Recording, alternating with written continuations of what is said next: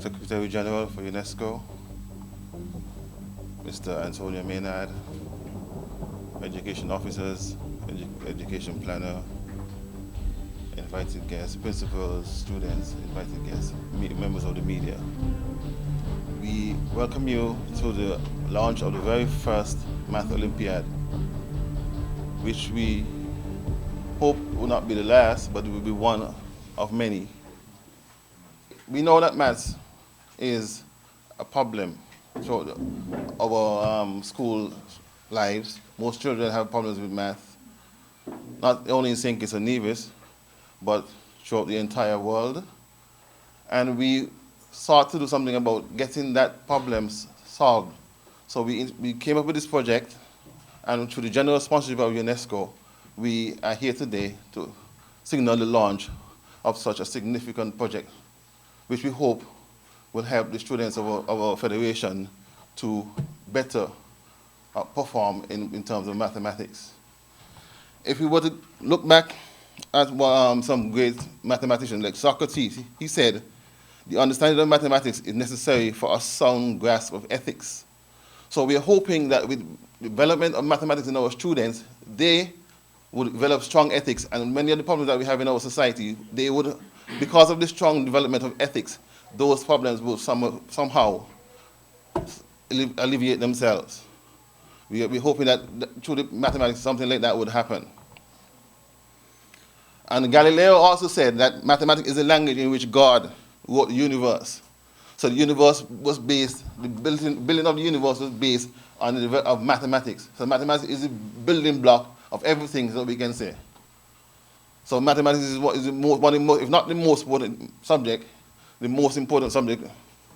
This project, we hope, we said, will develop strong mathematics skills for students, make them strong problem solvers, of course, develop proper ethics, and with good problem solving, they will stretch it over into other areas of their lives rather than just being solving problems in the classroom.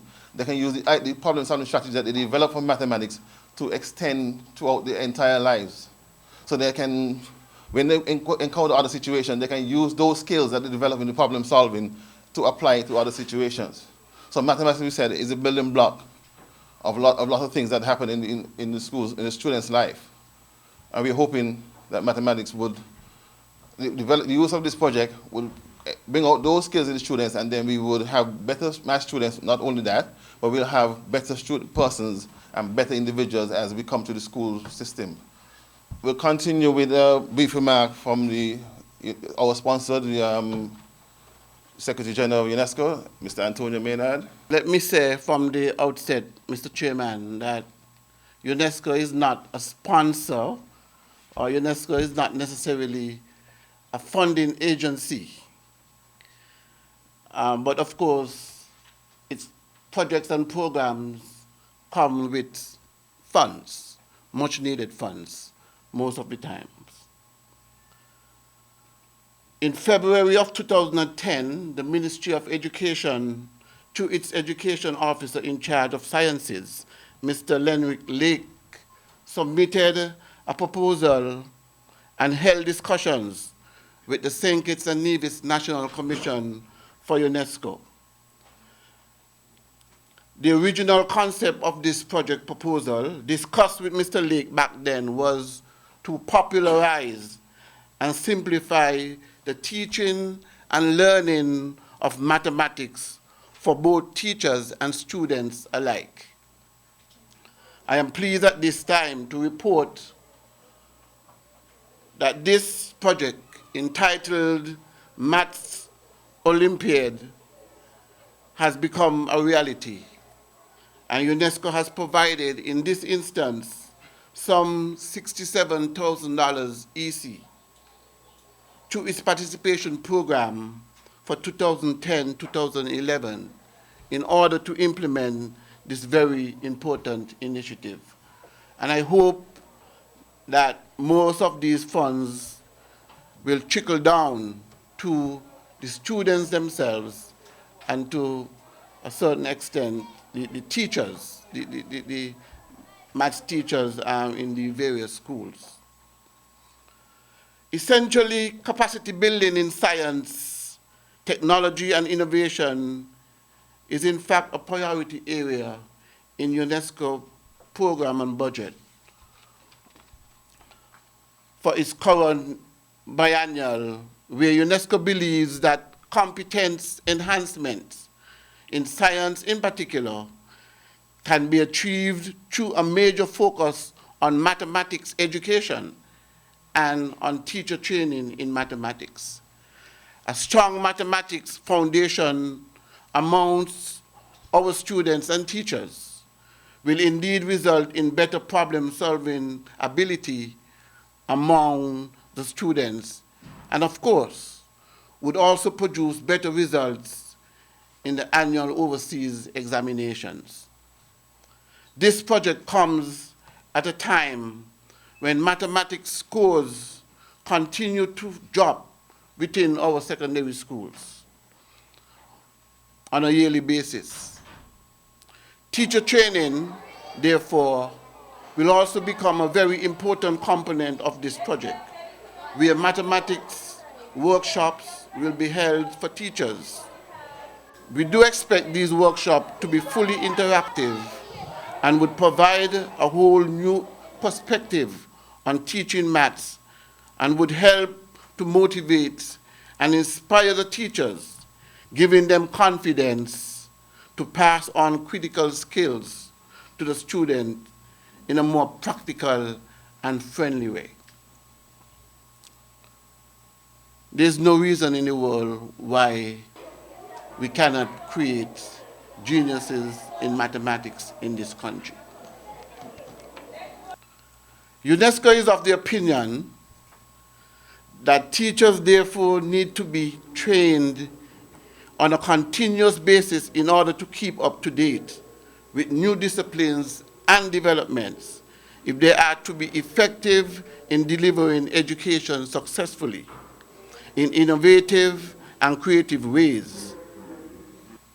And if we are to be successful in achieving the education for all goals and quality education for all by 2015.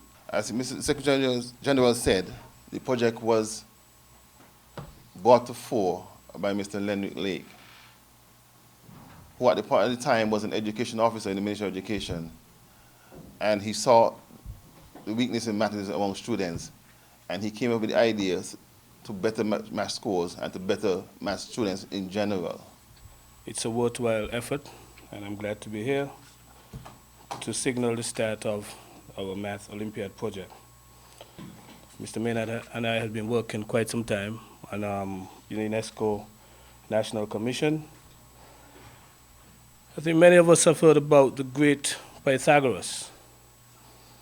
We're well aware of its theorem, but have any of us ever took the time to learn about this great mathematician? The Greek mathematician was born on the island of Samos in 568 BC. He's often described as the first pure mathematician and was an extremely important figure in advancing mathematics. This brown-skinned, brilliant mathematician was held up to high esteem by his counterparts, the Egyptians, who were also brown-skinned as well. The Egyptians never explored the theory of maths, but rather they used trial and error to develop mathematical techniques and principles that helped them to advance their society and to complete some of the greatest building works the world have ever seen. Even Plato and Aristotle admitted that the Greeks, like Pythagoras, owed their mathematical genius to the Egyptians, to their work in arithmetic, geometry, and astronomy. As I said, the Egyptians were great problem solvers. They used, as I said, trial and errors to solve problems and had little interest in presenting formula and complex interrelationship between sets and numbers. Today, many students are boggled with the idea that a formula can solve a math problem. The Greek believed otherwise. The approach to problem solving allowed them to create many simple but yet complex formulas. It was their trial and error that created formula, not the formula that created the solution.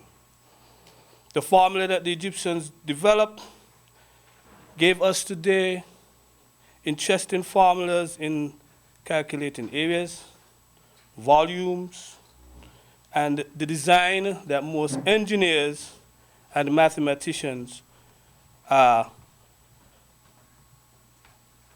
completed in this modern society.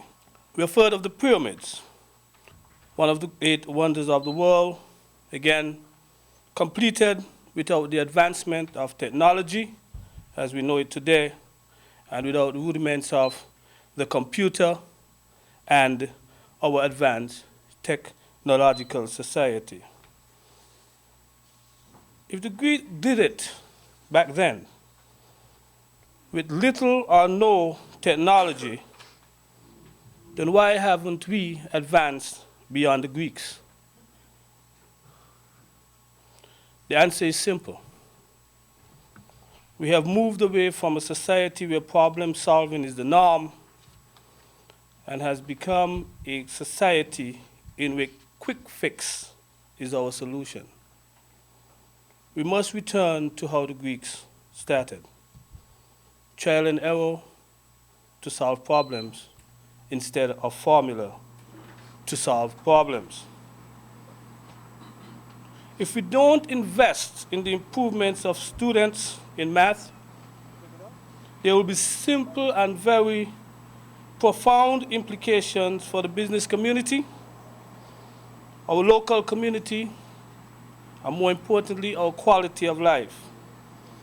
The supply and demand statistics suggest that we have a shortage of qualified and prominent math teachers. While this is true, the result of this problem is real. Students are leaving schools with little or no understanding of maths concept, and in a workforce that has become increasingly math-dominated, they are being left behind.